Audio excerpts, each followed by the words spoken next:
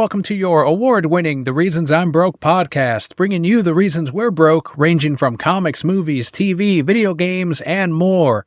I'm Daniel, and we've got two hosts this week. First is the one who is typically here when we do gaming, E3, well, used to be E3, Summer of Games, the Geoff Keighley PlayStation Awards this week. It's Macio. Welcome on, Mace. Appreciate it. Always welcome to talk about some games. And the second one on is a huge Nintendo guy especially, but also heavy on gaming, is Bobby. Welcome on, Mr. Pokemon. Hello, welcome. Thank you for having me. Glad to be here. If this is your first episode of the show, the way we format it is each time one of these releases, there is a topic at hand, and this week it is the Geoff Keighley PlayStation Awards, aka the Game Awards, including some gaming news that released, leaked beforehand, and has released since then. So let's start off with Rockstar. This is that leak that after a decade of speculation, Rockstar Games dropped the first trailer for Grand Theft Auto 6. It is set in their version of Florida called Leonida, and it's the 90-second teaser which introduced Lucia, hinting at a storyline involving prisons, beaches, wildlife, classic GTA elements like strip clubs. It is set to release in 2025. So we're all from Florida. We all live here. And none of this, there's that whole joke about Florida, man. But it really did look like Florida. It didn't look like it was out of the ordinary. It's just kind of like, all right, GTA in Florida, let's go. Yeah, you really don't need to parody Florida because it's a joke in and of itself. Like, you just show Florida as Florida and boom, there goes your story. Like, you don't need the crazy Trevor character from GTA 5 because that shit just happens in Florida already. Yeah, it's not, too outrageous. That's the memes, and everybody that doesn't live here thinks it's funny. So whatever. If it plays into it and it sells, that's what it's going to do. It's also a hot IP. It's going, reminiscent of Vice City, but not taking place in the 80s, 70s, 80s. So it's fine. There is one thing on there, though, that I want to point out. The Hammer Lady, that was not in Florida. Hammer Lady was actually in California. I don't know if anybody knew that. Which one was the Hammer Lady? There's the lady holding the two hammers in front of the apartment complex. Yes. Okay. Yeah, that was actually in California. But who cares, right? It's all associated with Florida, right? It's something to be fair. Yeah. I'm sure there's an old lady walking around with two hammers somewhere. Right in now, Florida, actually. Yeah. Yeah. So this is going to release again in 2025. Game of the year, right? There's no way this doesn't get Game of the Year. Pretty much. I mean, it would have to release in a absolutely buggy, completely broken mess. And I don't know, the chances of that happening are very low. Like, they delayed GTA 5 originally because they wanted to shore up the bugs. They did the same thing with GTA 4. They wanted to work out the kinks. They had a little bit of bugs they need to fix. And they usually come out, for the most part, very stable. I mean, you already know the music's going to be incredible. The graphics already look incredible. Like, the only gripes you can really have is that you have to wait till 2025. And if you play PC, you're not going to get it on release. Well, that was the biggest controversy that I saw out of this, is the fact that it's coming out on Xbox Series X, Xbox Series S, which I was surprised about. And, of course, the competition, PS5. Not coming out on PC, though. So I saw online that people were saying that Rockstar Games knows that the PC gamers are going to double dip. They're going to buy it on console because they need to play it on day one. And then when it comes out on PC, they're going to play it again on the computer. So it's a move that is speculated that Rockstar knows they can get away with. They won't lose out on sales based on if they release it on PC in 2026, they'll still sell as many copies as they would have released if they had come out in 2025. I wouldn't say so much as Game of the Year, because if we're going off that logic, GTA 5 is the highest selling game of all time, and it hasn't won Game of the Year, right? I don't think that's won Game of the Year yet, and it's not mentioned every year, or mentioned or nominated for Best Ongoing Game. So, I mean, it 100% won Game of the Year when it released, though. Yeah, it was like 12 years ago. Yeah. I mean, they can't win Game of the Year in 2023. This shit came out 10 years ago. But it could be Best Ongoing Title, and it's never nominated. Well, they screw it up on Best that's Ongoing. Just the online. That's online. They didn't put Fortnite in there. I don't think they didn't put Halo as a best ongoing game. It's such a stupid category because what do they mean by that? And the whole Game Awards, by the way, that we're going into, I mean, I can't speak for you guys, but to me, it's not a legitimate award show. It doesn't mean anything. Keighley does not care about the developers like he says he does. It's a sham. Like, honestly, I tuned in just for the trailers, and I think that's people like Scott, afterward, they saw all the trailers, and that's what I kept seeing. I don't know any other person that plays games that actually tuned in for this show. Honestly, I have at least 4 or 5 friends that either I play some form of game with or play like Fortnite with, that they were watching it. Like, I was playing Fortnite while this was going on, and 2 of the people that I was playing with had it on in the background. They were watching it and like updating me, telling me what won. Like, I gave a fuck. And I'm like, bro, y'all are really watching that shit? They're like, yeah, it's the Game Awards. I'm like, y'all saying it like it's like this the Oscars or something, man. This is Geoff Keighley. We talking about Geoff Keighley? I watched all 3.5 hours. It's fine. We'll get into it later, but I watched the whole thing. All right. Back to GTA, here. though. I don't think it'll win Game of the Year. It's 2 years away or more, and we have no idea what's going to come out there in that time frame. So, will it sell gangbusters? Absolutely. It'll be the highest selling game. Yeah, it'll probably be GTA 5 over time. Yeah, it really, in the grand scheme of things, it wouldn't matter. Like, that shit's going to sell like 10 million copies like day one. Like, it really doesn't matter if it wins Game of the Year. I don't care. I don't think Rockstar cares if it wins Game of the Year. If it brings in fucking $10 billion.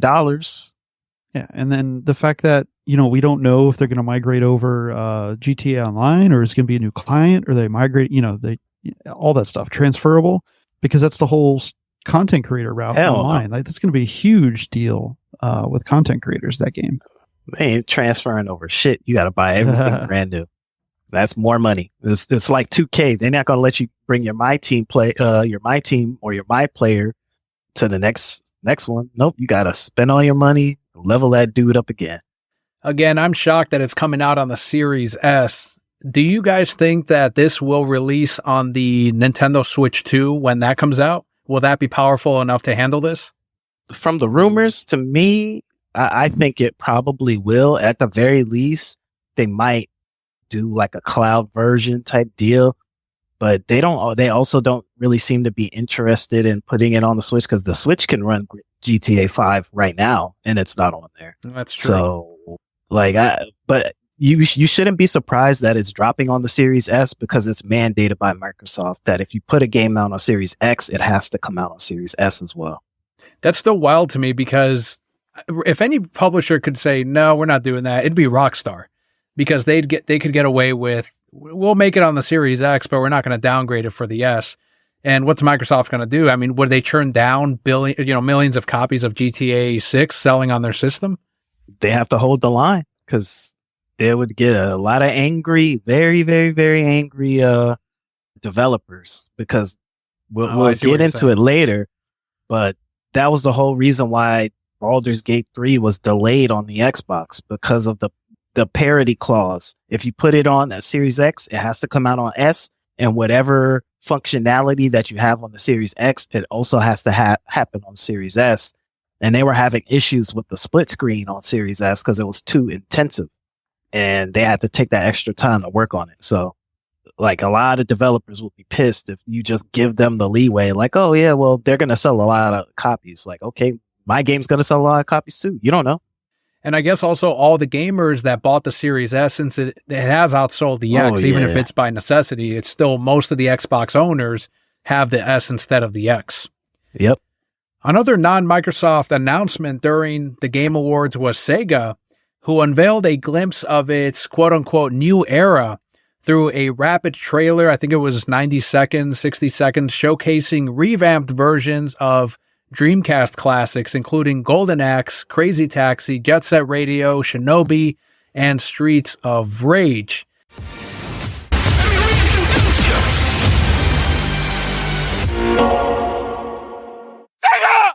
Now, I like Sega. I like Sonic the Hedgehog, and they bring out the Yakuza series, but to me, I love Crazy Taxi. I'll probably play it, but none of these seemed like day one purchases for me, just based on Sega's track record.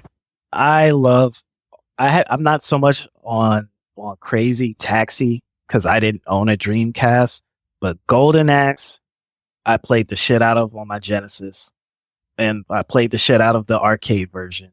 Jet Set Radio, I had Jet Set Radio Future on my Xbox, the original Xbox. Played the fucking shit out of that. Probably beat it at least 6 or 7 times. Shinobi, I played that on my Genesis. And Streets of Rage, I played and beat 1, 2, 3, and 4 that just came out like a year or two ago on the Xbox One and Xbox Series X, like that, which is incredible. So I'm down for all of these. I don't know if I'm down for the day one, but I'm definitely going to be checking these out, especially Jet Set Radio and Golden Axe. The Streets of Rage, I didn't like that they switched it from 2D to 3D because the Streets of Rage 4 that just released a year or two ago, that was still 2D and it was great. And it seems like they have the team that made that Streets of Rage 4 game working on the Shinobi game. So now I'm hyped for the Shinobi game more than the Streets of Rage game. I never owned a Sega system, so don't care. It's classics, man. These classics, Bobby. Oh, good for them. I'm not arguing the difference. Like, I played Crazy Taxi in the arcade. I played Golden Axe in the arcade. Great games. And I've heard good things about Jet Set. Variously played Shinobi arcade or at a friend's house. Those aren't bad games, but I'm just not attached to them, like what they're trying to tap into. There's a nostalgia. And if you look at the end of the trailer, after they play the games, they do the whole Sega thing with the kid. And that's a playback. They're trying to hit that nostalgia point. Good on them. Because if these kick off and they're great, like that's going to hopefully generate sales. That's what they're going for. So it's a brilliant marketing commercial that they had there. And they're hitting the high points with some classics. To me, it doesn't make me a difference because I didn't grow up, I didn't play those titles like religiously or own a console to play them on. So the only Sega that I have now is the virtual console on NSO. So that's the only way I have access to Sega games. Well, I do hope they end up being awesome because, as I said, quality is not the strongest with Sega. Usually they go down in price, like Frontiers recently was one of those examples. But I'm rooting for them. I do like Sega, especially since Xbox seems to be getting really close with them lately. And my favorite part about it was at the end, it listed the titles and it said "and more." So that means that they're also working on more remakes and bringing back more old franchises, which is perfectly fine by me. Yeah, I'll tell you one that they can bring back, and I didn't play it on a Sega. I played it on the original Xbox. Was Phantasy Star Online 1 and 2. They want to bring that back? I'm in for that one. That was an excellent game. Sonic Adventure 3 confirmed? Nah, nobody cares about Sonic. The Sonic fans have been asking for Part 3 for a long time. So maybe if they can get away with like a remaster of 1 and 2, bundle it up, sell it for $60, $70, and then release Adventure 3 a year later. They got films they can go watch. There's a third one in the making. They can enjoy that.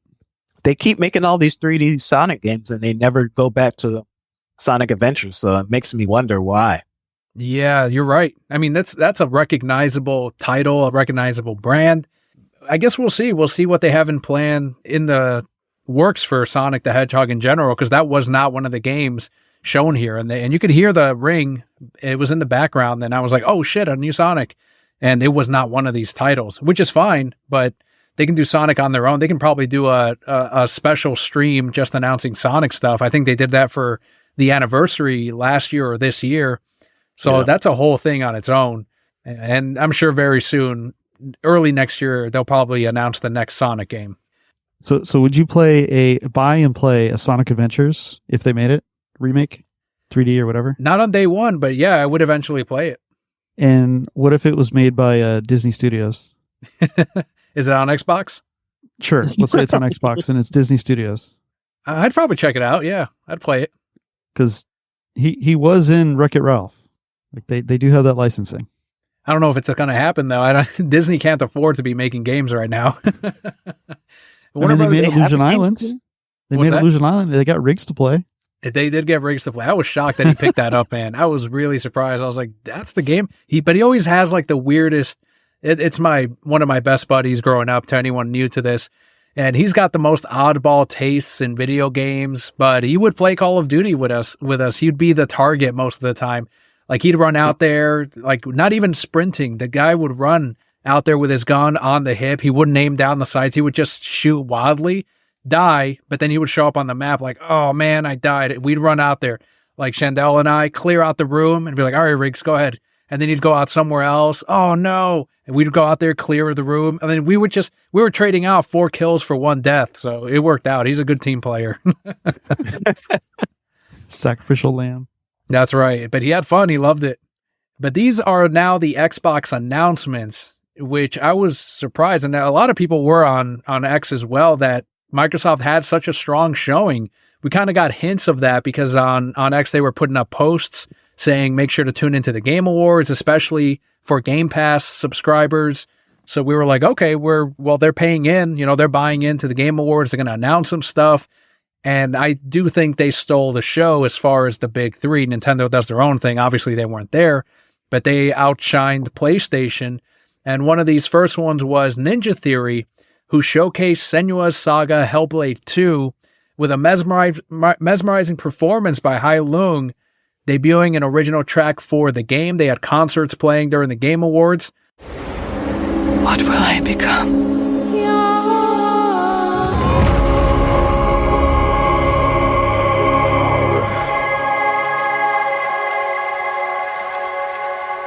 The trailer on Xbox Series X, set against Iceland's shores, offered the most impressive look yet at this survival journey. Some are comparing it to God of War. I think it looks nicer than that. And I think it's going to be hopefully a Game Pass title, but it looks good. I mean, the graphics looked awesome. A lot of violence. I'm assuming it's going to be an M-rated game. What'd you guys think of Hellblade 2? It's been pretty highly anticipated. It's been in development hell. It is going to Game Pass first. It's a Microsoft Studio game. I wouldn't say it's in development hell. I would say that they just announced it way too early for the type of game that they make. It requires a lot of mocap. And when they originally announced Hellblade 2, the actress that plays Senua, she had at that point done 0 mocap, 0 voice acting, 0 anything for the second game. So they just announced it way too early for no reason. This should have been like something that they kept in the tuck until about last year when they showed it at Geoff Keighley E3. When they originally showed the trailer with the big ass fucking giant monster about to slam her, that's when they should have showed it, because then it was 2 years away. Because at that point, that's when they said it was going to come out in 2024.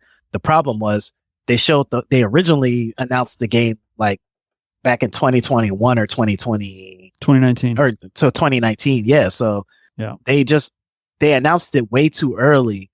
I understand why, because they had just purchased the studio and they wanted to show people like, yo, they're working on something, but it was way too soon. So they've been working on it. It's not like it's in development hell that like they don't know what they want to do. Like they know exact thing is mocap, all the cutscenes, all the fighting scenes by the actual actress. So the fact that they announced it that early was just mind-boggling to me. The game looks incredible. It's running Unreal Engine 5, which pretty much just shows you the power of the Series X. And hopefully it comes out in 2024 and it doesn't get delayed. I'm really looking forward to playing it on the refresh. This one was kept wrapped pretty tightly, and I do listen to Kojima's podcast, and he's had Jordan Peele on, and they really got to know each other on that podcast, or at least they made it seem that way, and they each liked each other's work, and I was like, all right, well, Hideo knows a lot of filmmakers, but he tends to work with them also, just like he almost did with Guillermo del Toro a few years back. But Kojima Productions and Xbox Game Studios announced OD, or Overdose, I guess is the full title of it. Hideo Kojima collaborates with the filmmaker Jordan Peele for this fear-testing project, which they describe as blurring the lines between gaming and film. The teaser features actors Sophia Lillis, Hunter Schafer, and Udo Kier in lead roles. So you're talking about motion cap. This is like facial recognition. You can see the technology that went into this, and actual actors going in there and putting their all into these performances that thankfully now the technology is able to capture all of those little nuances. It's almost like the Avatar technology. You can see their eyes moving, the twitching, all of that got showcased. And did you guys notice too that Kojima, when he came out of the same door that was featured in PT. Do you guys think that this is going to have assets from PT in this game, or is this secretly that Silent Hill game? He keeps teasing it like it is. Apparently, people slowed down the trailer and it had a Japanese word in it that when you translate it to kanji means Silent Hill. Oh, shit. So yeah, he keeps playing around with this. I don't like it. For one, people keep, and you did too, and some people think that those were like video game graphics. Other people think that it was literally just film. Like it wasn't actually graphics at all. It was just a video. And I don't know. It could be just a video. So, but I don't like it. One, I don't like that, Geoff Keighley finds a way to suck off Hideo Kojima in everything that he does, whether it's his Summer Games Fest, whether it's his Game Awards. I don't like that this was announced so early. It was announced originally if it wasn't last year's Game Awards, it was the year before that, where he announced that he had a project with Xbox. Mm-hmm. This shit isn't coming out anytime soon. It's not going to come out in 2024. It's probably not coming out in 2025. Death Stranding 2 still isn't out yet. And we don't know when that's going to release. And that 100% has to release before this. So this is another one of those games that Microsoft is announcing early for no reason. And I guess you can't really blame Microsoft because this is all Kojima giving his little buddy, Jeff, a little nugget so they can say, look, promote my game, but also like people are going to watch your shit because I'm going to be there. Like it's nothing about this I like. The game itself, you were referencing the trailer, the faces, that is Unreal 5 tech. Mm-hmm. It's digitized. So that's not like movie sequences or film. That is actually the Unreal 5 engine doing what it does, taking mocap and creating a live version of somebody. I do agree that it is a little bit early, of course. This is not anytime soon. But whether or not Kojima's games lately, especially, have been very divisive. I know some people didn't like Death Stranding. That's the what they call the walking simulator, right? Yeah. So people are back and forth on that, but people talk about his games constantly. So whatever game he ends up releasing, whether it ends up being PT or just a game made out of the same ideas or the leftover ideas that was going to be Silent Hill, as long as it's something like that and it kind of lives on in this, it's going to be a big hit because even now, the consoles, you can get, I think, a PS3 or PS4 that has the demo of PT on there, and people are selling them on eBay. They want to play it. They came out with something similar, I think, with Resident Evil when they revamped it into sort of that style that was going to be PT. And if Kojima can release that game, team up with Jordan Peele, you get extra marketing. I think it's going to be a huge seller regardless of when it sells. And I'm not too big on horror. Like Resident Evil 4 is one of my favorite games of all time, but I wouldn't call that a horror game. It's more of a action game. Mm-hmm. But if this hits Game Pass, like it sounds like it will, because it is exclusive, I'm going to be playing it. I'm going to be checking it out. And if anything, it gave me a laugh because they freaked out when they saw a Hideo Kojima game. The crowd went nuts. And then when they saw that it was the Xbox exclusive, they're like, they were all pissed off about it. Like, yeah, but they should have known. This. Like it's already been announced. That partnership was announced over the summer. Yeah, they don't pay attention though. They just get hyped. They're like, oh, is this the new Metal? Yeah, whatever it is. They think they're going to be able to play it. Yeah, it's hilarious that people don't pay attention to what's going on, and then they it's on Xbox. But my thing is, just like how you mentioned earlier about the partnership that he supposedly had with Guillermo del Toro, who knows if this is really going to happen? Like, who knows if Jordan Peele is really going to work on this game or do anything with the game? Like, it's so early on that he could easily hop off, and then next thing we know, if the game even releases or maybe a year or two later when it gets close to announcement, it's just going to be a Hideo Kojima game. No more Jordan Peele. Does that matter to you guys personally? Are you fans of Jordan Peele? Do you like that there's more of this filmmakers getting into gaming and at whatever capacity? Nope. Not a fan? Don't like Peele. Don't care. No, I thought you were saying nope, like you enjoyed the movie. I fuck with Jordan Peele. I like Get Out. I like Nope. I like the Us. I liked all the movies I've watched that he's created, directed. So, but I don't think that movie directors are getting into games. I haven't seen any of them release. The closest we've got was the Rick and Morty dude coming out with the game. So, to me, it's kind of like I'll wait to see it. Like I think, James Cameron? Yeah, right? he helped with Avatar that released last week. He was supposed to. He helped with that in that game. It ain't even all that good. Graphics are crazy on PC, but other than that, like Guillermo del Toro helped with the other Hideo game, Death Stranding. Yeah, Death Stranding, because he helped with that, and he was in it. He starred in it too. So we are getting more of that at least. And I agree with you, Macio. Geoff Keighley partnership, the friendship that he has with Hideo, they're buddies. That's probably the one saving grace is that Geoff has to tolerate the fact that this is an Xbox exclusive. You know, if it were up to him, I'm sure he'd love it more if it was like a PlayStation game. But the fact that it got as much time as it did, yes, it's because of their friendship. And I'm like, all right, if they showcase an Xbox game at this capacity, I'm okay with it. But I do agree, it's going to be a while. Death Stranding 2 will be first. And maybe we'll get more of this at Keighley 3, whatever it is, in the summer. But we also have something from... What's all this with Keighley not liking Xbox? I don't get that connection. So he's had a history of, and if you go on his X, I don't know if you're on there too much, but he will frequently share anti-Xbox sentiments, pro PlayStation, and then based on the Game Awards and previous and his own little interviews that he did with G4, he's got either a lot of friends in the industry that are Sony guys, or he has a personal preference towards Sony. Oh, doesn't make sense. I'm hoping that changes with, and he's also anti-Nintendo. Do you remember those old Reggie interviews from 2006 and all that? I thought him and Reggie were buddies.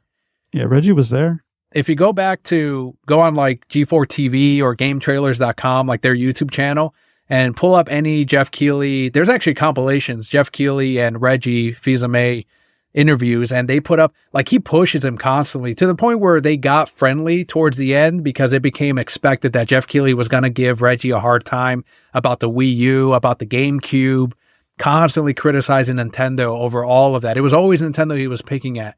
Went hard after him, and Reggie would be, you see Reggie like yelling at him at one point, like, yeah, he's not a Nintendo guy at all, but it's fun to watch. I don't know, if he didn't like Microsoft, he wouldn't be showcasing any of their games. Well, again, that was his buddy, though. That's more speculation than anything. Who's paying? I mean, Hideo's Xbox anyways. And Microsoft's paying, exactly. They're paying for that. Gotta throw them in there. And Phil Spencer's at every show. Like, he's usually there front and center. And don't forget, he allowed that joke to go by. It's the only joke that went through. It was with the God of War voice actor talking about, my speech isn't going to be... It was long, but it still was longer than the campaign and the new Call of Duty. Like the one jab at Microsoft right there. And it's like, all right, you're going to rush all of these developers in their games and speeches where they're thanking dead developers that helped them on their game. You're going to rush them out of the stage in their 10-second speech, but you're going to give all the time in the world for jokes and I don't know, man. It didn't rub me the right way. He's just a voice actor, though. He's not like a Sony employee or a Microsoft employee. So he can get away with that. He wasn't a dev. Like, a dev saying that wouldn't have been good. Well, my point is that Keighley, he knows what's coming. Like, this is a teleprompter thing. Well, we don't. That was one of the speculations. We don't know if that was on the teleprompter or not. The jury's still out on that one. We don't know if he prompted. What is that? Off the cuff. Like, he just said it on his own. I forgot what that's called. He was freestyling it. Yeah, freestyling it. There's another term. But improvise. Improvise. Like, he just impromptu said that on his own, or if it was in the teleprompter. If it was in the teleprompter, then yeah, that's a clear jab. But either way, he can get away with it. If a dev wouldn't have been able to stand up there and say that. Yeah, and that's the weird thing. If it were not impromptu, if it was a part of the teleprompt, then it is anti-developer, and it would have been a bigger deal. You're right. If it was a developer saying that, like at the end of the day, it's a whatever. It's a joke. Who cares? But for Geoff to pretend that this award show is about developers and for them, and then to allow someone to take a jab at, like, developers work hard at these fucking games, and they're there at the show. I bet you there were some Call of Duty guys there in the crowd, like, that wouldn't have appreciated that. They were on X, a lot of these developers, and they're like, hey man, that wasn't cool. We work hard on these games. We don't try to make a terrible game. I don't know. I guess we'll find out if they ever reveal it, but I have a feeling they're going to try to stay away from that next year, just based on the bit of heat that they got from it. There weren't too many there because they're too busy laying them all off, which is the bigger problem. That's what the show should have been focusing on. Oh, I didn't hear anything about that, but Epic Studios and Tim Sweeney and all the others, like Bungie and Sony Studios. Yeah, that's Sony's laying off employees, and now they're going to swallow Bungie and pretty much take control of Bungie. I did hear about all that, the restrictions, there's a lot of people jobless in the industry right now, and it's terrible. And that's what Geoff should have been focusing on. That's the problem with the whole show. I agree. He had actors up there. They're paying to put Matthew McConaughey's dumbass up there, along with what's his face from Captain America, and they're up there making jokes. Anthony Mackie. And they think it's funny when they should have devs up there talking about the state of the industry in talking about their games, not hiring actors to come in and do this. That's the problem. If they're going to remove anybody, remove Hideo, because he's a bright spot, and put developers in there that can speak to the games. And it doesn't matter if you don't know who they are. They may not carry any razzle dazzle, but those are the rock stars. Those are the ones making the games. And on top of that, all these companies just laying people off after all their hard work. So yeah, that's the bigger problem. I think Geoff would probably just be like, watch GDC. Like, they have their own awards. They can talk about it over there. That's fine if he says that, but the fact that he's pretending that he cares about developers, he said it several times during the show, it's BS. He wants to be the Oscars. He wants to be bigger than the Oscars. He thinks he's playing with the big boys. Well, the industry doesn't have a show, and he's providing it, so that's what we get, yeah. And that's all we have. Yep. So until somebody else wants to come along, and the ESA just came along, we'll talk about it, just put the axe in that finally for sure. So, like, he's the one, and he's all there is. And until something else replaces it, that's what we got. Another reveal comes from Bethesda Softworks and Marvel Games. They revealed that Arkane Lyon, known for the acclaimed Deathloop and Dishonored series, is developing a mature single-player third-person game centered around the beloved vampire hunter, Blade. Lock up tight now. Night's just getting started.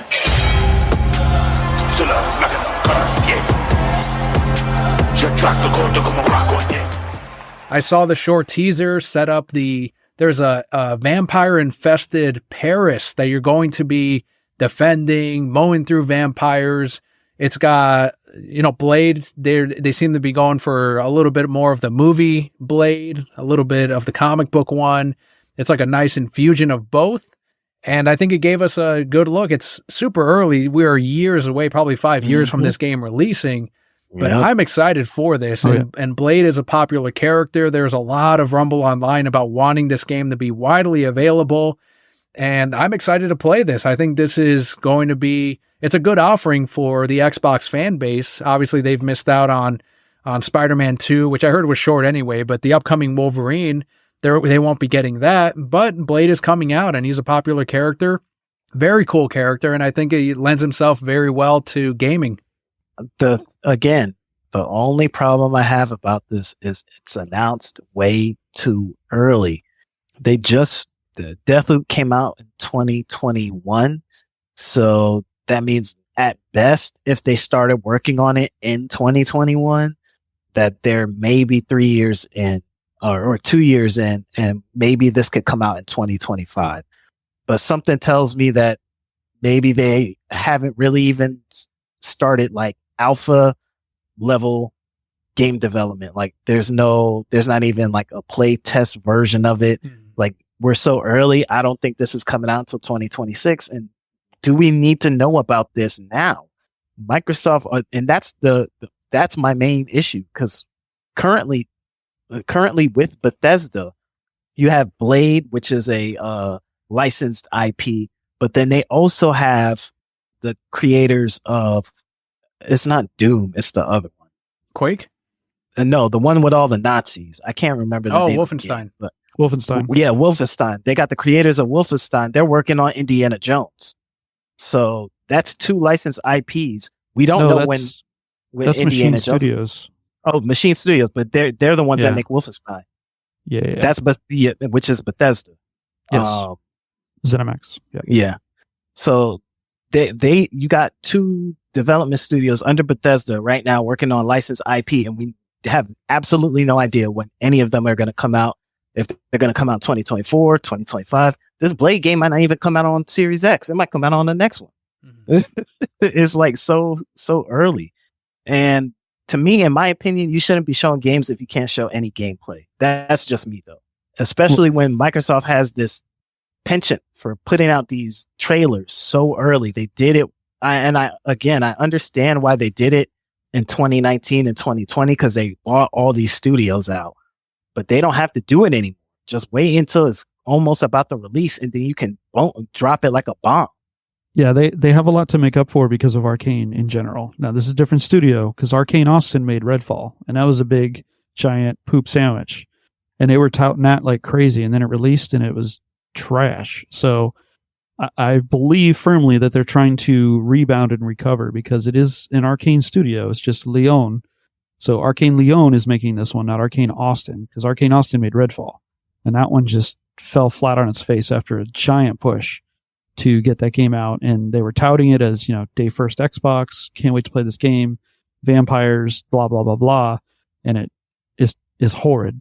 So I think that's why they're at least getting it out there, so it's something to show that, hey, we're working on something. And then they worked on and made Deathloop and Dishonored, great games, and Deathloop was locked on the PlayStation for a while, so now it's on Xbox because they own the studio.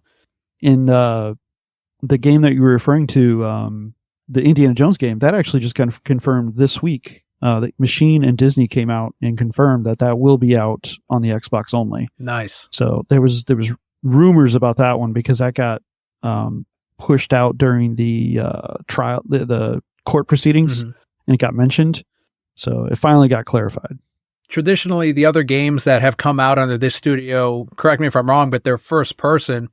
Do either of you have any kind of doubt or any worry about this one being a third-person action game from this particular studio? No, I think it's cool. No, I'm not worried. To be honest, I understand why it's third person when you're playing as you're playing a licensed game. You want to be able to see the character doing shit. But to me, it would have been better if it was first person. They make some really good combat in first person, so I would have liked for it to stay that way, especially since they already have the experience with it. It's easier to make a first person game because there's less animations that you have to deal with. You really only have to deal with the animations that your character can see, and you don't have to deal with like seeing the entire character all the time. So that makes it a little bit easier. But I understand why they are going third person, because they want you to be able to see Blade doing cool shit. And on top of that, the competition puts out nothing but third person bangers. So they want to be able to put that up against the competition.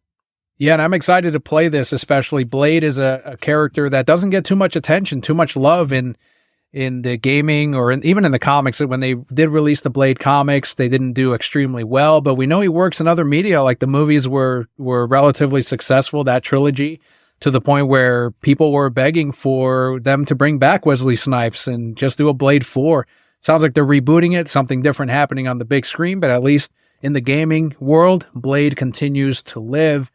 And I don't know if you all saw, but Xbox logo was trending on X for a while because they did not show strictly Xbox logo on the trailer for Blade. And this was where they were getting a lot of criticism, Microsoft was, from Xbox gamers, because they were saying that there was a problem with communication, with branding, where if this truly is an Xbox and PC exclusive, to put the Xbox logo on there, And it's instead created this situation where this trailer did not go up on the Xbox channel until earlier today. So it was not on there for a few days, but all these other announcements were. So that got people on the other side, all the Sony ponies got really excited. Like maybe it's coming out on PlayStation as well. And they're e-begging right now. Phil Spencer, you can go on any of Phil Spencer's posts and the PlayStation guys are e-begging for this to come out on PlayStation platforms. And they finally released the trailer on the Xbox channel. Do you guys think this will be a multi-platform release? Will it just be an Xbox exclusive, Xbox PC? Xbox. I have to just assume it's only going to be Xbox. I don't have a reason to believe that it won't be. It wasn't a game that they were working on prior to the studio being purchased. The Indiana Jones game is Xbox PC only. I mean, it could they do it? Of course, they could do it, but I don't see a reason why. Like, if Disney doesn't give a shit that Wolverine is going to be only on PlayStation and Spider-Man is only on PlayStation, then I don't see why they should give a shit that this Blade game is only on Xbox. Even in interviews when they talked about Indiana Jones, Bobby brought that up. Disney has said that's up to the studios. That we're not in, like, they got paid. Disney got paid. They don't care. Yeah. They're like, that's a question for the studios, and they left it to them because they were asked about Blade as well. And they were like, yeah, that's not our call. We don't decide those things. And so here's one. Yeah. For the game, Mace, who do you think is going to play Blade? Is it going to be Mahershala Ali, Wesley Snipes, or Sticky Fingers? I mean, you got to go with Ali, I think. He's done everything at this point.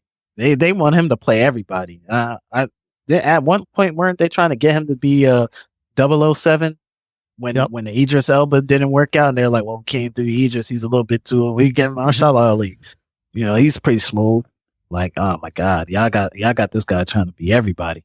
I'm gonna choose the silent one. I'm gonna go with Sticky Fingers. I think they're gonna get him because Ali and Snipes are gonna be too much money. If we wanted to, we could probably look it up because in the teaser trailer, Blade does speak. So he's got someone in there already. Someone's gonna voice him, unless it's like that could be a trailer voice. You think that's what it might be since we're so early on? Yeah, we'll find out pretty soon. The game of the year, if anyone cares, it was Baldur's Gate 3. But get ready because it is out now on Xbox Series X and S. Larian Studios transforms D&D into a console experience with a dark, replayable tale, authentic combat. If you haven't heard about this game, you've been living under a rock. Party companions, you customize your hero, play with friends in multiplayer. And it is now available. They're also doing a deluxe edition that you were able to pre-order. But otherwise, you can buy this straight up on the Xbox store. And it is available now. I have a friend that is also big on Xbox. He bought it day one. He bought it day one, set it to download, and then he went to work. And now he's playing it. He put 5 hours into it so far, and he's like, dude, I can see exactly why it was Game of the Year. People went on and on. They're still going on about this game. And now you can play it on both. Multiplayer split screen is not available on the Series S, but it is on the X. And it's available. They updated it on the S. You can do on couch co-op. They have screen. Yeah. Okay. That's why it was delayed. That's why it was delayed. So okay, I got it. Cool. That's good because he was telling me that it wasn't available on the S, but that's awesome. So the same experience for the most part on both consoles. Great move. I mean, it had to happen. It had to come out eventually, and I thought it was great that they announced it right there at the show, available now. Yeah, this game. If you told somebody Dungeons and Dragons video game or a game based off Dungeons and Dragons was gonna sell like 20 million copies, like nobody would fucking believe it. Like that, the amount of work that they put into this shit, all the cutscenes, the mocap, the voice acting, like they went above and beyond on this. I don't have the 70 to buy right now, but as soon as it goes on sale, for sure, I'm gonna cop it and I'm gonna play it. I just my only gripe with it is that it does not have, because it has the multiplayer, online multiplayer, but it doesn't have cross-platform multiplayer. Nope. That's my only gripe. Because I would love to rock on this with my PC buddies, or at least if it was an Xbox Play Anywhere title, then I could play it on my computer and I could play it with my wife. Then I play on my computer, she could play it on the Xbox, or vice versa. But either way, it's an incredible game. Great graphics, great music, great voice acting. The cutscenes are fun. The gameplay seems to be on point. So yeah, I'm not surprised that it won the Game of the Year at the Geoff Keighley Awards. You're a pretty big gamer, Bobby. Have you gotten into Baldur's Gate 3? I'm sure even the people you work with, there's a lot of D&D players there. Heard any buzz about it? Yeah, I mean, people are enjoying it. They love it, but all I hear about is, how quick can you get to the part where you can have sex with a bear? So that's the first thing Scott brought up. It's like, that's all. I think that's why it's so popular, because it's outside of what people normally play, and it lets you do this taboo thing that you normally can't do in a video game. And the whole character select screen with the genitalia, like that was a big phenomenon when people started streaming it. So it's clicks, and that's what get people interested. So this is one of the largest reasons why I got so much attention. I'm not saying it's a bad game, because clearly it's beloved.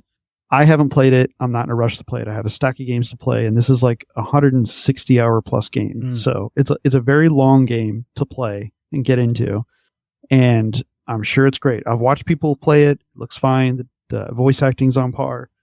Also, I'm not a big D&D or RPG player, like tabletop style, so I just don't.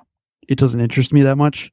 Will I try it at some point? Sure, because right now it's payable. If it's free on Xbox Game Pass, then I'll try it out. That's exactly what I'll be waiting for as well. Just the point at which people are talking about this game, I got to at least try it out. But yeah, I don't see myself shelling out $70, $60, even $40 for that game. I'm also not a big D&D player, but this is great. Again, great news on these Facebook groups. I'm a part of the Xbox ones. Gamers are having a great time with this already. Great addition to the library of Xbox games. So this is where we talk about the Game Awards themselves. Before you move on to the next one, since Bobby brought it up, you know that this actually could have been a Game Pass game. Microsoft, Larian did go to Microsoft and said, "Hey, we wonder about getting this on Game Pass." And Microsoft gave them a low ball offer, because obviously nobody would have thought that this shit would have been what it was. So they assumed like, oh, this is going to be a nice little indie title that we can throw up on here. Mm-hmm. So they gave him like an indie game type of deal. And then Larry was like, yeah, nah, we're good. Like we think this is probably going to do pretty well. I don't think they thought it was going to sell 20 million copies. They probably thought it was going to be like 2 or 3 million, maybe 5 million at best lifetime. They already sold fucking 15 million lifetime, and we haven't even gotten out of first year yet. So incredible stuff, but what a ball drop by Microsoft. I don't blame them, but that would have been cool if it would have been on Game Pass day one. Yeah, if they tried to get that on there, that price went up. But this is where we talk about the Game Awards, our impressions for, again, I don't care about who won what. Macio, he said earlier, he doesn't either. But some roundup, Xbox's first-party games earned 10 nominations across 8 categories, with 11 nods for Game Pass titles. Hi-Fi Rush won Best Audio Design. Forza Motorsport took Best Sports and Racing and Innovation in Accessibility. So these games are also available on Xbox. Baldur's Gate 3 secured Game of the Year. Alan Wake 2 got Best Narrative. And Sea of Stars won Best Indie Game. I put this as you guys see it in the show notes, I put this post along with that graphic with the trophy of Game Awards in some video game groups. And people were like, Baldur's Gate's not a first-party game. And I'm like, fucking read. Like it's its own line. I didn't say, where did I say Baldur's Gate 3 was a Xbox exclusive? But I don't know, reading comprehension, you guys get it. You understood what I'm trying to say here. A lot of these titles did end up doing pretty well at the Keighley Awards, which surprised me that they gave as many as they did some wins. Spider-Man 2 did not win a single award. Nothing. They were nominated across 7 categories. They're calling it 007, 0 wins. 7 categories nominated. And I think the other one was like 0 mentions or something like that. But it shocked me. It really surprised me. I thought they were going to give all the awards to Spider-Man 2. They did not. So slight props I'll give Game Awards for doing that. I still don't think they're legitimate, but it did make me laugh that these PlayStation fanboys were quickly like, what? Oh, fuck the Game Awards. 1000%. If Baldur's Gate did not release, Spider-Man would have won Game of the Year. 100%. Well, I mean, Either Baldur's that Gate- or Zelda. This voting is with Baldur's Gate 3 on the PlayStation, not on the Xbox. So it hadn't been out yet. So it's technically Baldur's Gate 3 was a PlayStation only title. So it did win a PlayStation award. Yeah, but it didn't ever. It released on PlayStation maybe a month before the Game Awards. It was a PC game for the most part. Yeah, PC and PlayStation, and then Xbox wasn't even unveiled until these awards. So what I'm saying is the win, the category win for Game of the Year for Baldur's Gate 3 is on a PlayStation, not the Xbox. Well, then they shouldn't be whining, these PlayStation fans. Like, the PlayStation game fucking won then. That's what I'm saying. It's not an Xbox title. It's a PlayStation title that won and took it all. It won 3. It won Best Narrative. It won Actor, and it won Game of the Year. Well, I still wouldn't blame them for if they change the box art even on Xbox's titles of Game of the Year, Baldur's Gate 3. I think it's fine to do because it's the same game released on both.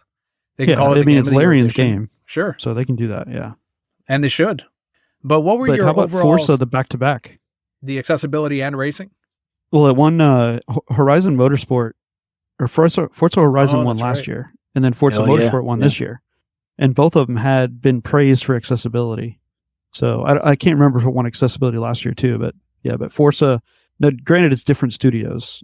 The Horizon is by Playground Games, and Forza Motorsport is by Turn 10. Turn 10, yeah. So there's two different studios, but it's still a Forza IP title. So that's neat. I'm pretty glad too that Hi-Fi Rush, because people were talking. It's I think it's under talked about. Hi-Fi Rush. It's kind of overlooked, especially with this. What people are calling 2023 Super one underrated. Very, very underrated, and they're calling this year one of the best years in gaming. And it sounds like people are, for the most part, agreeing on this. Just so many great titles released this year. We haven't even touched on Nintendo, but you had a Zelda game, a Mario game as well come out this year, and two Pokemon games as well. So it's been an incredible year of gaming, regardless of what you think of these Game Awards. You could have picked a lot of these nominees you could have easily chosen or could have won, and I think it would have been fine. It seems like the quality across the board was pretty strong this year. Yeah, Hi-Fi Rush is an excellent game. That was quietly released at the beginning of the year, day of announcement, which was really cool. And it's by Tango, and Tango makes horror games. So the fact that they hid this game and released it on an announcement is insane. And it's a great game. So if nobody has not played Hi-Fi Rush, it's on Game Pass. Go check it out. Really cool rhythm game. You touched on it a little bit, Bobby, your Game Awards impressions, and obviously Macio got play-by-play from his buddies. So I want to hear from both of you guys. Bobby first, what were your thoughts on this? Because I know you have issues with their lack of developer coverage, some of these celebrities that they had on here, 3.5 fucking hours for this thing. I mean, I was sitting there watching, and by hour 2, I was like, come on, guys, let's get through these. What were your overall impressions and thoughts on the full Game Awards? So I kind of touched on it earlier. For 3.5 hours to show a lot amount of trailers, I can't remember how many there were. Not many of them were impressive. I'm not impressed with half the announcements they made. So it's whatever. These games just don't excite me. I'm not interested in them. There's 1 or 2 that they showed. It was cool. It's good to see that they're still working on Hellblade 2 because that one's been forever. We touched on that earlier. Not going to get too much into it, but the whole industry state of layoffs and, letting all these developers go, that should have been the focus. That should have been Keighley's voice should be that. He should be pressing on the developer, on these publishers, saying, the state of gaming and praising, players that purchase the games and supporting these titles and, shaming the studios that are laying off by the thousands. And, Microsoft's guilty of that too. So they're all doing it. And Epic, they did it. They did a massive round of layoffs, not just in Fortnite, but also within their other studios like Niantic. They laid off a bunch. And I know somebody that was personally affected by that. They practically trained their replacement and then were laid off. So there's dirty practices going on. And it sucks. And I think there's a way to make that known, to shame the industry for it. This is the only show that we get, and this is the spotlight that should have been used for it. The presentations with the actors and the celebrities, they need to cut that out. It just needs to go away. They didn't ring bells and play songs to get them off the stage. But when a game wins and the development team goes up to get their award, they've got 30 seconds and then the music plays. Like, that's ridiculous. Like, they should be able to talk a little bit longer because they poured their blood, sweat, and tears to, make that game possible so that everybody can play it. And it won. It doesn't matter who's voting on it. Like, it won. So, and this may not be like, the Oscars or anything like we talked about, but it's all we have. So if we're going to showcase this stuff, let's showcase the developers. And that's just what my take is. Like, the show's too long. They need to cut it down. They can do those trailers in a treehouse afterwards, if anything. I think they need to cut it out a little bit, give the developers more time. And, luckily we didn't get somebody running on stage this time. This is the first. He was he beefed 2 up for security, 2 on, he said. Yeah, it was 2 for 2 on people going on stage, and you could see it. They had ropes, they had security standing at all the spots. So it looks like they actually took this seriously for the first time. And I don't know. There's ways to improve it. It's his show. It's a one-man show. He's going to keep tweaking it. He is listening to people. He's taking the criticism, and he has changed things. He dropped all those banners and slides that say world premiere. That he took all that out. So it's good. I'm glad that he's listening to feedback, and hopefully he gets more feedback and, morphs this a little bit more, because 3.5 hours is too long. Like I said, I watched the whole thing. There's a lot of dead time in there. It's cool that they played, there's like 3 different song renditions that they played in there live. That orchestra was great. And then the 2 other ones they did. And the one song they did was great with, they had the developer performing on the song. That was excellent. And then the whole skit with Gonzo, like, who cares? Fuck Like, that, that was so dumb. Yeah. Fucking 3 minutes of that shit. We don't care about that. The jokes were dumb. They didn't make sense. Like, nobody in this generation, like, half the people of the younger generation doesn't even know who Gonzo is. Like, what are you doing? So, I don't know. I'm ranting, but that's my overall feelings of it. I'm not going to criticize it too much because it's all we have. Like, we lost G4 again. We don't have an E3 anymore. And this is what we have, so we're just going to keep it and we're going to roll with it, and hopefully it just gets better over time. And I mean, he's successful because all the publishers are buying into it and they're supporting it. So there's something. Yeah, me personally, I don't bang with it. Like, it's my issue with it is kind of what Bobby's is, but then I have the double issue of I don't think fans should be able to vote on anything. Like, there should be no fan vote at all. Like, if I'm paying attention to the game of the year, I'm going to pay attention to the developer. So I more or less pay attention to GDC. Yeah. But my thing with every awards show is that most of it is either cringe jokes, not funny jokes. And I'm including even the Oscars, the Golden Globes, the Emmys, all of that shit. The Billboard Awards, they always have, even when they have amazing comedians on stage telling jokes, the shit ain't funny. It's not funny. It's long. It's drawn out. Too many musical performances, especially for the shows that have really nothing to do with music. And then the people who win awards barely get any time to speak. Like, that shit is nuts to me. So I rather listen to the awards that are voted on by the developers, so GDC. But even after that, like, I'm not going to watch it live. I'm just going to see what won. Like, I don't need to see an award show. Just tell me who won, and I can, maybe if I want to watch a clip or something, I'll watch it. But that's just me personally. I'm never going to watch an award show live. Like, we're in 2023. I don't need to sit there and watch 3 hours of something when I can get all of that in like 15 minutes. And that's not even on some like TikTok low attention span type shit. I could watch a football game that's mostly commercials for 4 hours. So it's just like, it's too much dead air. It's too boring. And I don't think fans should be able to vote on shit. Like, fans vote with their wallet.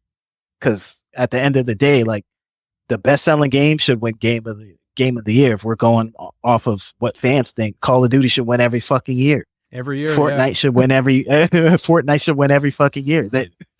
The Counter-Strike should win every year. Like, those are the games that sell the most. Grand Theft Auto should win every year. But if we're not going based off that, we're going on who goes to a website and clicks on some shit. Like, come on, man. Yeah, it's not legitimate at all. I think you're right with like the DICE Awards developers going in and actually they're the ones who work in the industry. They're a selected panel. They're people that know how these things work and they should be recognizing each other for their hard work. You know, they're working in the trenches. If anyone's opinion matters, it is theirs. I completely 100% agree. That's why I don't give weight to these wins or these awards. That being said, I do miss, I know you remember these days, Mace, where like every magazine had their game of the year, every website had their game of the year, and the publishers would take, game of the year edition, thanks to Kotaku or whatever, Game Informer, and they would release a game of the year edition, IGN, just based on that. So every game had their game of the year, and I liked it because it would include the DLC. You could resell the game in that way. It's like, just got the game of the year edition. It has all of this included, special price sometimes, even discounted. So I do miss those days, and I wish they would do a little bit more of that. But as Bobby was saying, we have less of those outlets. We don't have massive game of the year picks like we used to pre-COVID. It just isn't that market anymore. But yeah, the DICE Awards, I think, are the ones we should be paying attention to if we care about whose voices truly matter. And I think you're right. It's not the gamers. And if you give them the chance to vote, they're not going to necessarily all tune in. It's not going to lead to more viewership, I don't think. If I vote for something, I'm not going to tune in to see if my thing won. Like, I don't know. I just don't think it matters that much. The same amount of people are going to tune in because as I think, Macio, you were saying, or at least on my end, people that watched just watched for the trailers, watched it after the fact. Did your friends care, Mace, as you were watching it? Did they really care about who won Game of the Year? Were they actually like fooled into thinking like, oh shit, this won Game of the Year? Yeah, they really were like, dang, that one. Like, man, I'm surprised that really won. Oh, but wow, that one, they picked that over this. And I'm just like, y'all know what the Game Awards are? Y'all understand how this shit works, right? Like, why do you care? Like, come on. I did get bothered by one of them. It was the best ongoing game. And the crazy, the shit that blew my mind, I'm like, y'all get mad and you guys haven't even played those games. Like, somebody was upset that Alan Wake got best whatever. Was it best narrative or best story or something like that? And best narrative. And they're like, man, that Alan Wake got that? Like, man, I think this should have won. And I'm like, but you haven't even played it. You haven't even played it. How do you know? Like, this shit could be fire. So, I don't know. I was like, yo, can we focus on the game? Can we focus, like, there's people shooting at us. Stop telling me about the Game Awards on games that y'all haven't played and telling me what should or should not win. Best ongoing game went to Cyberpunk. How is that possible? Crazy. Makes no sense. What a it's not an turnaround. ongoing game. Wow. They've turned it around. They did, but just because they throw a couple updates here and there throughout the year doesn't make it the best ongoing game, in my opinion. Like, you got shit like fucking Fortnite, like they be putting their foot in these damn updates, and for that to not even get nominated is insane to me. Well, another good one, even like Minecraft, they just released the Jurassic World expansion. Like, they're still updating that fucking game. Yeah, awesome. Yeah, Minecraft, Counter-Strike. Oh, Fortnite did get nominated, by the way. It just lost to Cyberpunk. Yeah, like, it was Final Fantasy 14, Fortnite, and I forgot the other ones. But I thought Fortnite was going to take it from 14 because 14 won it last year. And I was like, yeah, 14 is really good, but, Fortnite's been cranking it recently. And sure enough, Cyberpunk. I'm like, are you kidding me? Like, every 3 months they changed the game. Like, nobody can say that. I know it was before they added the Lego and all that shit, but like, come on, man. This chapter is nuts. Yeah. This chapter is absolutely nuts. So, but hey, again, it's the Game Awards. Like, it's just some shit it's just some guy with some people voting on some shit. That's all it is. And we're down to it. As you were saying, Bobby, another one that we no longer have any of is E3, the annual video game conference in Los Angeles that started back in 1995, before some of these broadcasts listening were even born, is officially terminated. Confirmed by the president and CEO of the Entertainment Software Association, Stanley Pierre-Louis. The COVID-19 pandemic and declining industry participation led to cancellations and unsuccessful attempts to reinvent the showcase. Pierre-Louis acknowledged that companies now have alternative means to connect with consumers and business partners. The official E3 website and Twitter account bid their farewell. Sony's recurrent decision to skip E3 every year is seen as a contributing factor to its demise. Obviously, we don't want to see E3 go. There was a lot of, we've talked about this throughout the years because it's been happening over the last couple of years where E3 gets canceled, doesn't happen. As soon as Sony says they're not going to be there, there's a bunch of pullouts, advertisers pull out, and suddenly it's like, what's the point of doing E3? Do we do it digital even? Do we just go ahead and host it? Do we make it developer only or publisher only? I forgot what it was back in the 90s where the public was not allowed to be in. Instead, it was media outlets. Do we go back to that format? And I don't think the answer it never occurred. It never happened. It didn't materialize. And I think a lot of that was just going against the fact that as soon as Sony doesn't want to be there, all right, well, then the other developers are going to go and do their own thing. Sometimes some will show up. I think Microsoft supported them one of these years and actually showed up. But otherwise, it ended up being a tough answer for everyone. They weren't able to figure out what would have been the right thing to do to keep E3 going. And it is a shame. It's too bad. It sucks that is gone. It's a great trade show. I think that these trade shows need to happen. I get that their money sucks, but just like conventions, these companies should be there because it is a marketing push. It's costing you money, but throw it into the marketing budget. Have a presence at these places, at these events, and connect with your customers. I think it's a big mistake to not show up to these things. Pretty much, in my opinion, the only reason that E3 doesn't exist is due to the fact that the ESA was just a trash organization.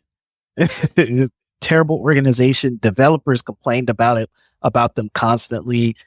Multiple years in a row, there were data leaks where developers' emails, phone numbers, addresses got leaked. I believe one or two studios literally got hit with ransomware because of those leaks.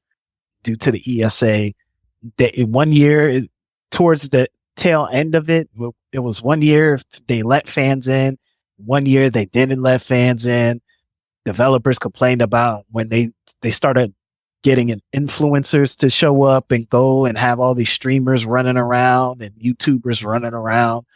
It is just the thought makes sense, and clearly people want it, and not just the fans, but the developers. And that's why GDC exists. That's why the Game Developers Conference exists. That's why Gamescom is still a thing. That's why Tokyo Game Show is still a thing.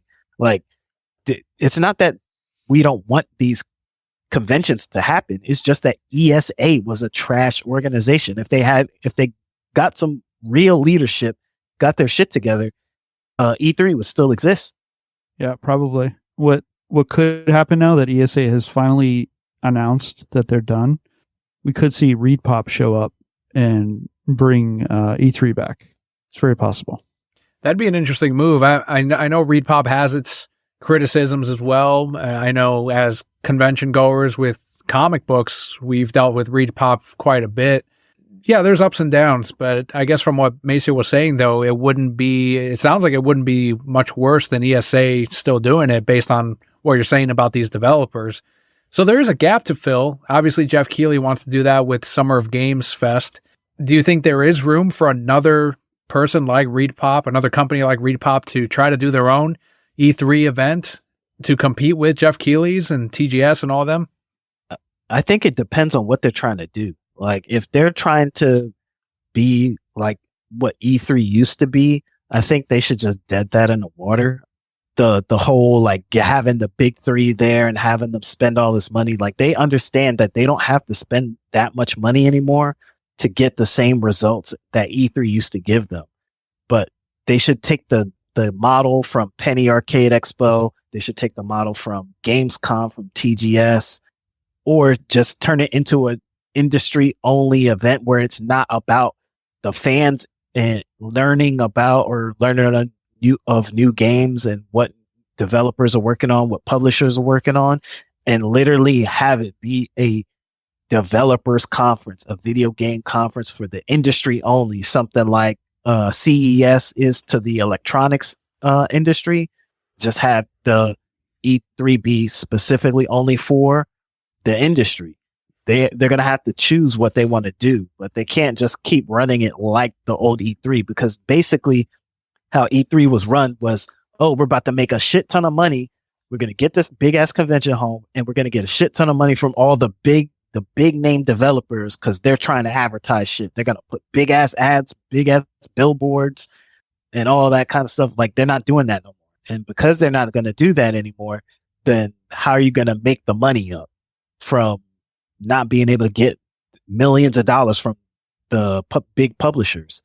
Well, you're not going to get them from indie studios. So then you're going to have to shift the model to be more about the fans. So basically turn it into Comic-Con, but for video games. But my thing is that we have so many of those conventions. We have Penny Arcade Expo.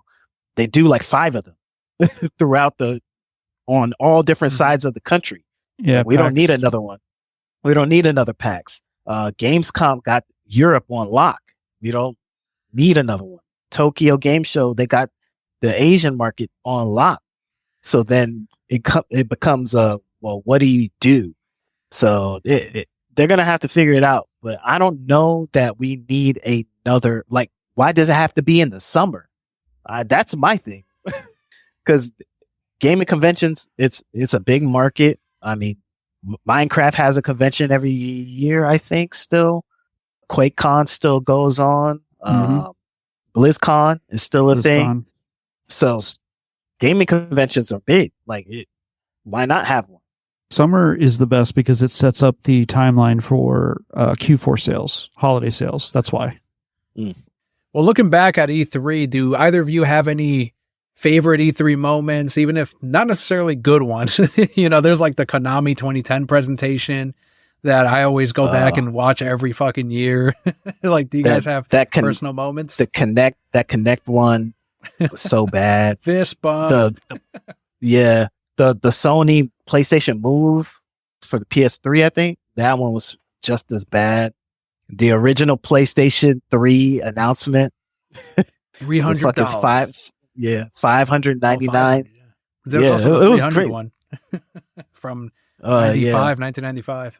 Shit, when Sony ethered Microsoft with this is how you borrow games on the PlayStation. And they just passed the fucking game to the next guy. The 3DS unveil. And then the bunch of the cringy ones, I can't think of any off the top. I want to say that Aisha Tyler was pretty cringe one of those years. Jamie Kennedy. Oh yeah. And they had Joe McHale was really super cringe.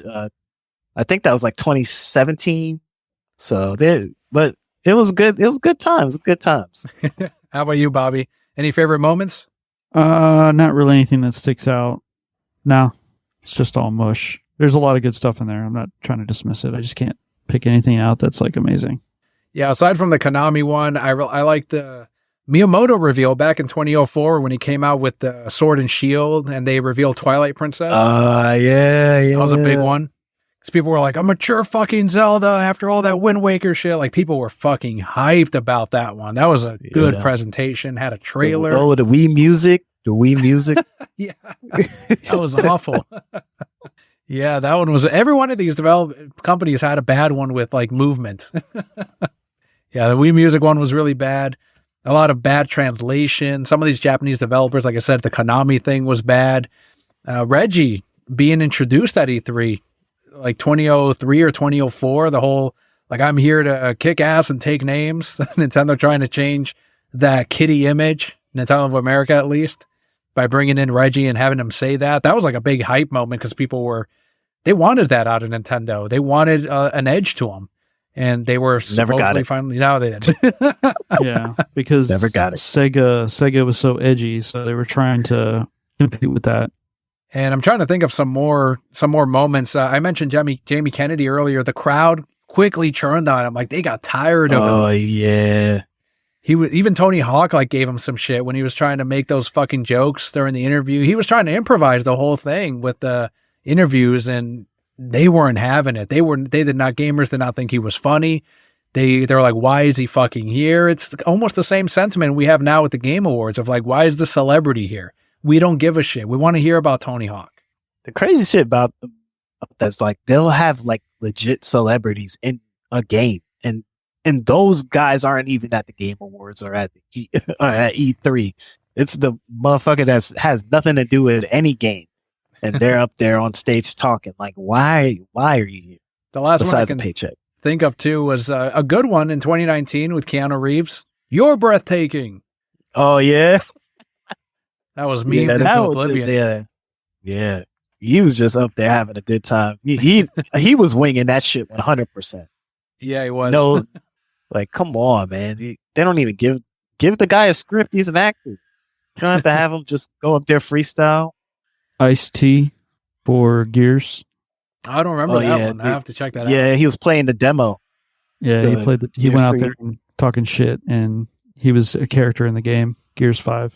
Wait, Gears 5? Gears 4. Sorry. Was it 3? Gears 3. Mm-hmm. Okay. Gears 3. It was a while back. Trust me, I played the shit out of it. I know, Gears 3. And he was my character on multiplayer. Oh, that's another one. That reminds me, we didn't get any sniff of Gears 6. Yeah, that's true. So, because we know that's coming. They confirmed that one. So, I have a feeling that's going to be its own presentation at some point. They're going to show something off for Gears 6. Yeah, who knows? That could be a couple of years off still. I know it's also early on, but there's obviously some kind of partnership between Square Enix and Microsoft. From what I'm seeing, the Mana game, I forgot what that one was called, but that one's also coming out on Xbox, which they're saying is like the first of their little partnership that they have going on. But that was one thing that people were speculating, like, are we going to get that Final Fantasy VII finally releasing on the Xbox? But it wasn't confirmed that this one. For that. Yeah. Final Fantasy 14 is, though. They did announce that one.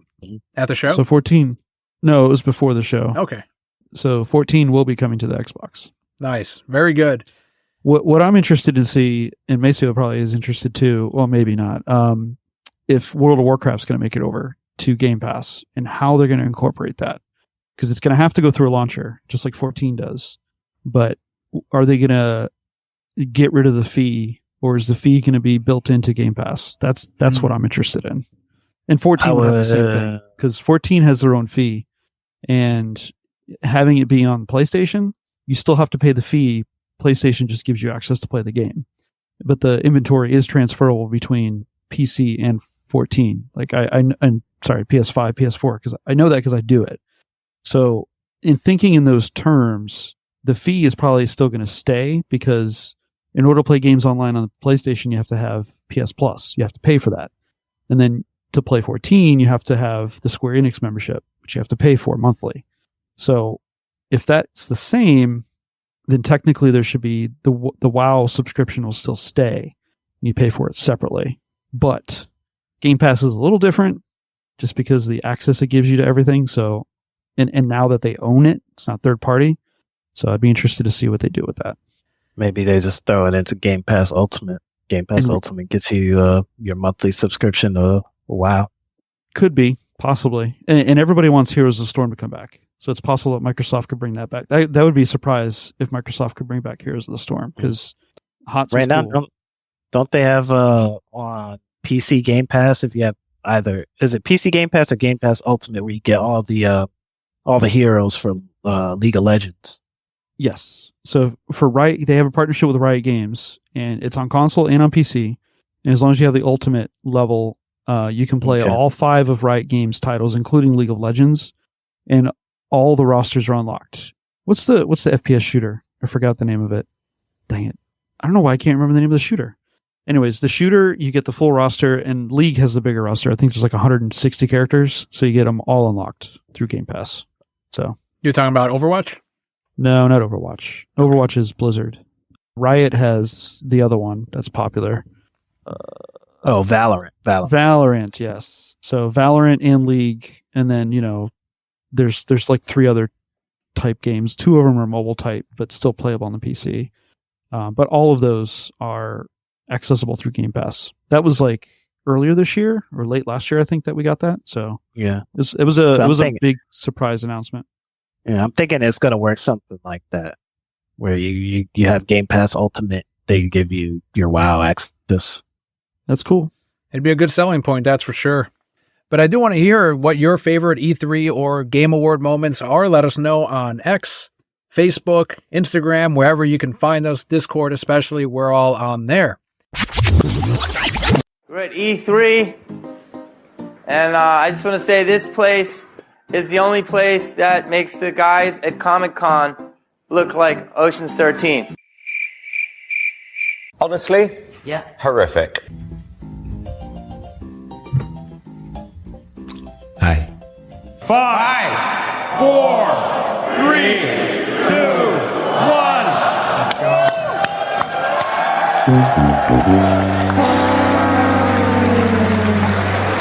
My name is Jesse Wellens, and I am a YouTube creator.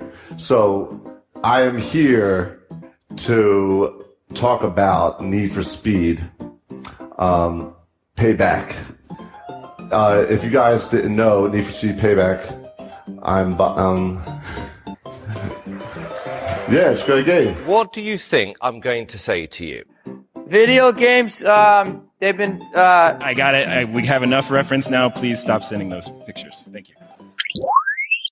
This last bit of news is Microsoft appointing Mena Kato, who's the former PlayStation executive, to lead Japanese gaming partnerships for Xbox.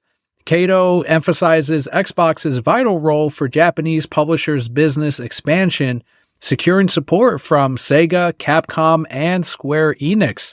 So in spite of historical challenges in Japan, Microsoft's renewed efforts include Xbox executives' increased presence at events like the Tokyo Game Show.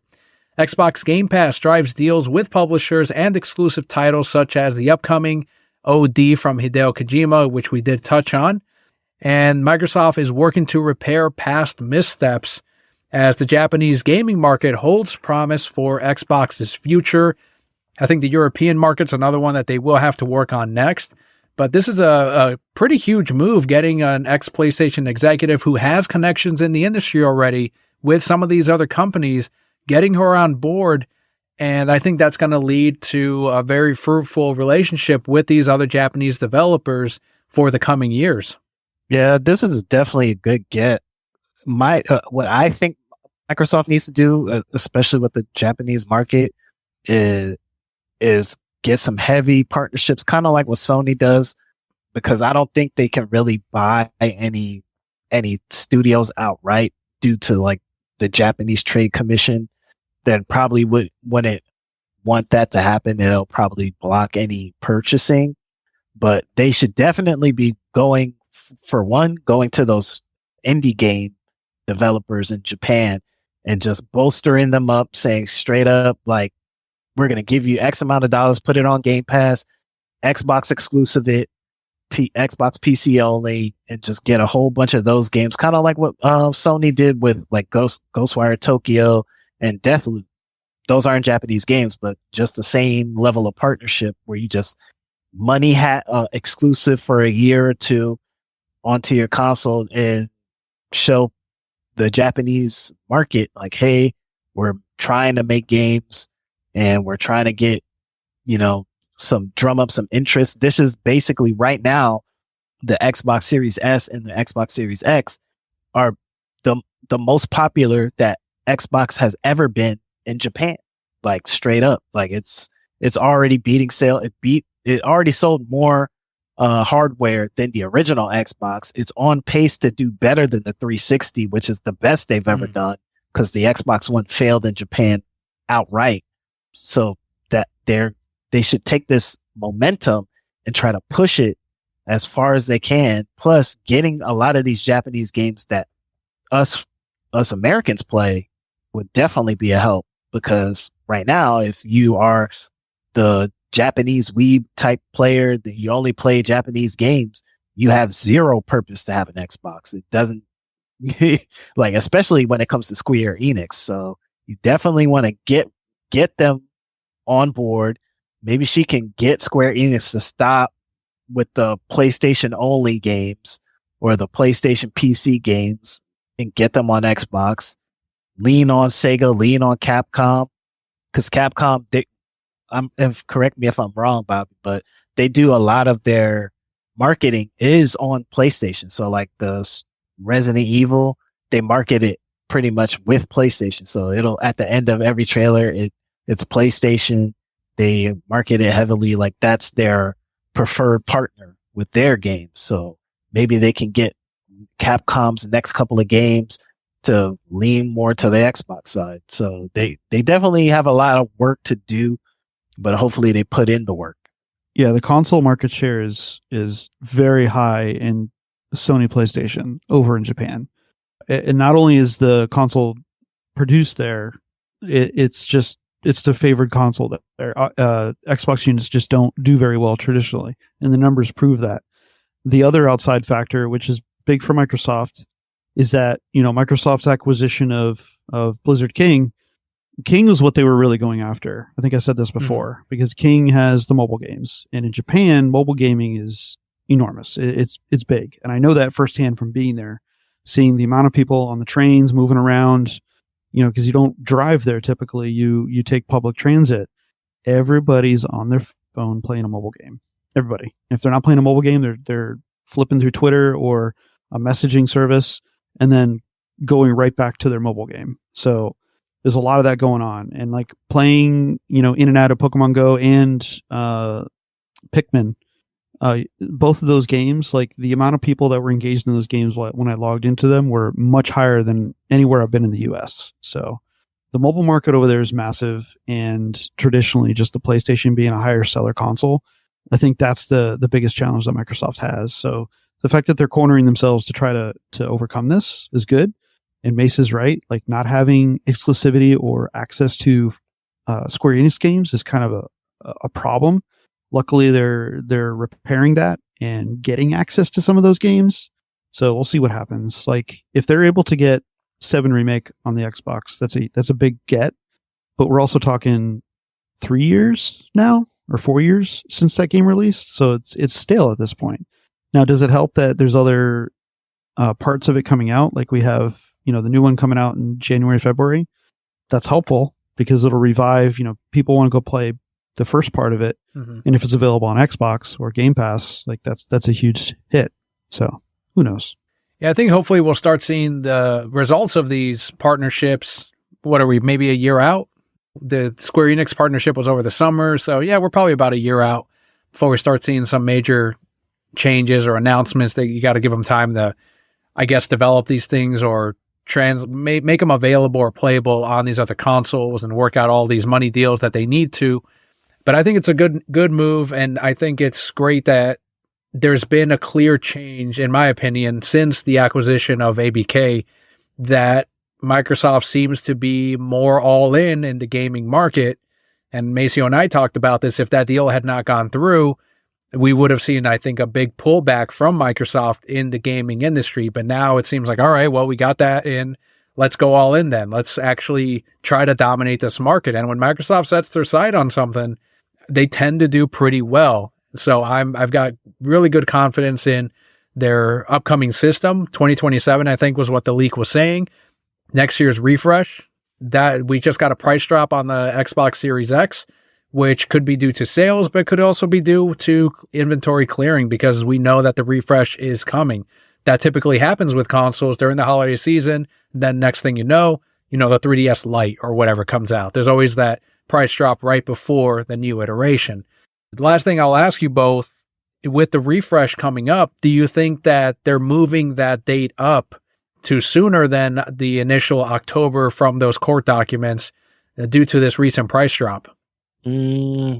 Maybe it makes sense, especially since they're saying this refresh is going to be without the disk drive, right? So maybe they're trying to get that cleared out, get it ready for the diskless Xbox. That's going to create and generate more profit, because you're either going to be sticking to Game Pass Ultimate, or you're going to be sticking to Game Pass Core at the very least, and all your games are going to be purchased digitally, which Microsoft gets 30% cut off top. So to me, it makes sense. I've been telling them that they needed to cut the price in general, because they're getting their ass kicked by Sony. And I saw currently right now, Costco has the Series S on sale for like $150. Wow. So in my opinion, like the Series S shouldn't even be over 200 for sure. Like we're 3 years in, about to be 4 years. Like these consoles don't need to be full price anymore. The Series S should definitely be under 200, especially the 500 gigabyte one. 100% should at the very most be 200.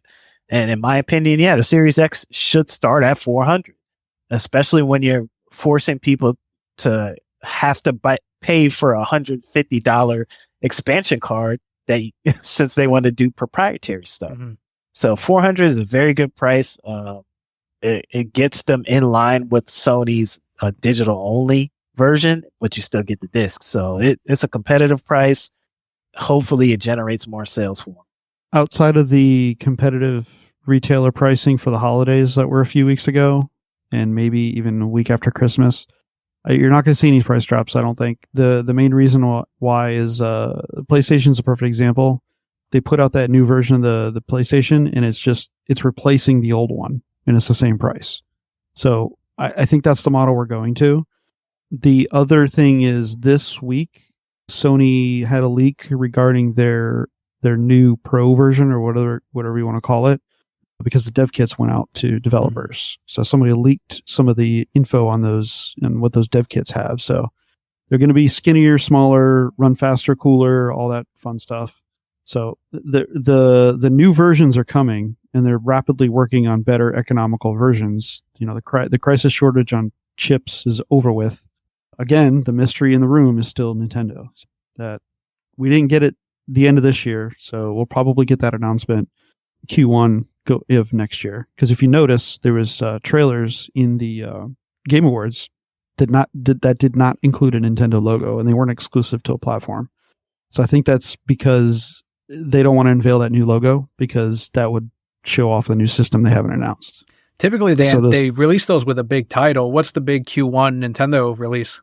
It doesn't have to be a Nintendo release, but I'm just saying, like the games that they show at the Game Awards, if it didn't have a Switch logo, it wasn't an exclusive title, but it did not have a Switch logo on it, meaning that it will be modified later once Nintendo announces their platform with corresponding logo. Yeah, my question though, you were saying that maybe early next year we'll get the Switch 2, whatever they call it. Historically, they like to release those with a big title. Like a new Pokemon game comes out, okay, here's the new system as well. They've done that with the 3DS, the DS. What Q1 Nintendo title is releasing that could potentially be the kickoff for the Switch 2? I can't remember what's in the pipes, because there's not really much that we know about outside of like January, February. It's very not clear at the moment. And, you know, they could surprise us with some new DK Country. There could be a new Smash title. There could be a new Mario Kart title. We just got a Pikmin, so that's not going to happen. And we just got a Zelda, so that's not going to happen. We are missing a Mario title outside of Wonder. Like there could be a new Odyssey type title, Odyssey 2. There's always been rumors of an Odyssey 2, but we got Wonder instead. And Wonder is a side scroller type versus, you know, Odyssey being a full 3D realm. You know, there's multiple things that they could do. There's a Pokemon title that we could get. You know, they could go to Arceus Legends 2 or something similar. They could also do the rumored remakes of, what is it, X and Y or Black and White. So, oh yeah, that's true. That could happen. We don't know. They're so secretive on their stuff. Yeah, they keep everything close to the cards and only like 3 months out. They don't do these 4-year out announcements like Microsoft. Awesome, guys. Well, thank you so much for helping with this big chunk of gaming news that I think there's a lot to be excited for. Some pretty solid trailers, even if it's just GTA 6. Everyone was talking about GTA 6. I liked all the big showing for Microsoft at this award show, even if I didn't care for the awards. And of course, some big moves for Xbox on their end over in Japan. So lots of good stuff. Thank you guys again for helping. And we'll start off with you, Macio. Where can they go if they want to contact you and keep the conversation going? Add me on the Discord. The reason's not for Discord. That's I don't do social media no more. So that's pretty much it. And how about you, Bobby? You can find me on Discord. All the links here. Just type me in Discord. We can chat. Awesome, and this week, if you head on over to thereasonsimbroke.com, click on the pull-down menu, click on merch. If you haven't been there in a while, there's a lot of all-new designs available.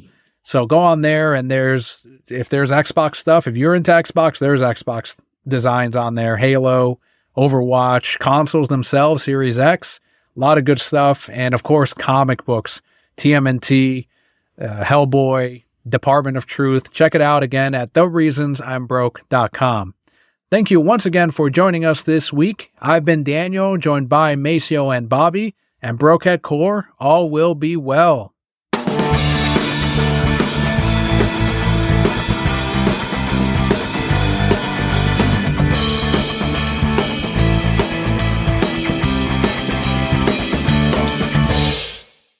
So real quick, I know there's no time to play every game that came out this year. Do you have your personal pick for Game of the Year, your favorite game that released this year that you have played? Either one of you want to start it? Damn. Can't be Fortnite for you, Macio. And don't say Lego Fortnite. Nah. And I know Bobby's going through the Nintendo catalog in his head. Give me a second. Let me look at what I've played this year. I've got mine. Yeah. Mine is Star Wars Jedi Survivor. The game is fantastic. The fact that it did not get nominated in any of the categories is a travesty. It's a phenomenal game. Really well done. Is that one on Game Pass by any chance? I thought I saw some rumble about it. It will be in time because it's EA. So give it, I assume, February, March. It'll probably be on Game Pass. Usually within a year it hits Game Pass. The first one is. You can play the first one on there. You said Jedi Survivor. It had 2 nominations, Best Action Adventure Game and Best Performance. But yeah, it did not win. Yeah, those were minimal categories, though. Like those they announce within seconds. He just reads them off and they get a winner. Yeah, I thought that was weird. One of the main categories.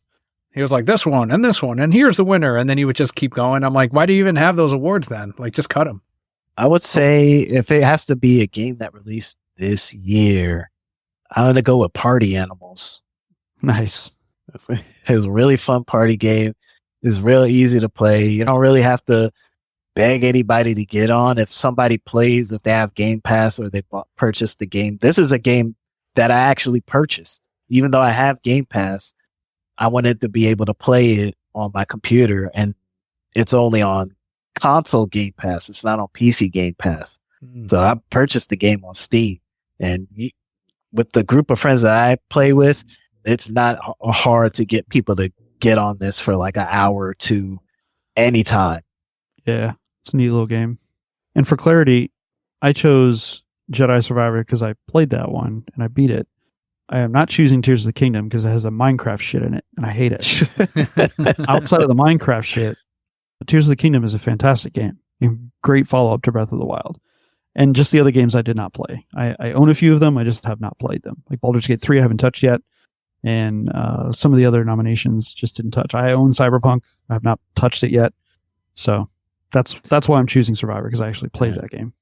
And you would think I would have chose Starfield, but I honestly, after the 30th hour, I actually have not played it since. And I'm just waiting. I'm waiting for them to update the game and add some more quality of life things that'll allow me to play the game a lot more often, like Minimap, which they've said that they're thinking about putting in the game at some point. So I'm waiting, and I'm sure they're gonna add mods and stuff.